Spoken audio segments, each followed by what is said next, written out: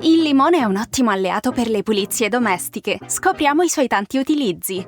Questa miscela di succo di limone, scorza e acqua è l'ideale per rimuovere le incrostazioni di calcare.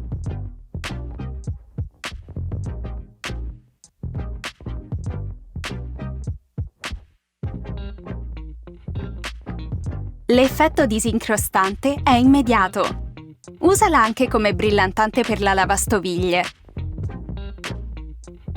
Diluisci del succo di limone in abbondante acqua e usalo al posto dell'ammorbidente in lavatrice. Il bucato sarà soffice e profumato. Schiaccia un limone con le mani, rimuovi la parte superiore e inserisci uno spray.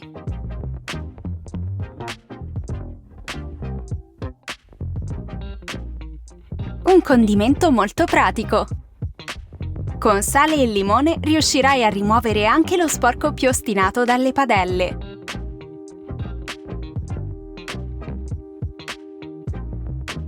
Come nuova. Sale e limone sono perfetti anche per la pulizia dei taglieri.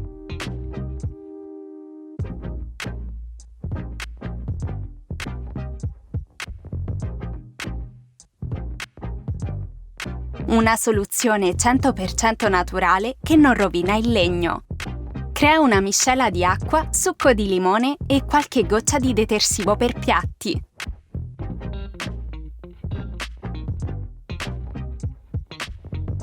Rimuove le macchie da vetri e specchi senza lasciare aloni.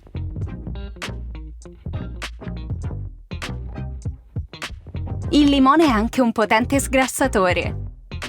Immergi un limone tagliato a fette in acqua e mettilo in forno a 180 gradi per 30 minuti per una pulizia efficace.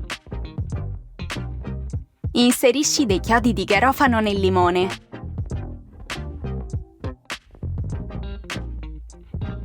Un piacevole aroma contro i cattivi odori. Spargi del sale grosso direttamente sul limone. Usa questo scrub naturale per far splendere in un attimo le superfici in acciaio.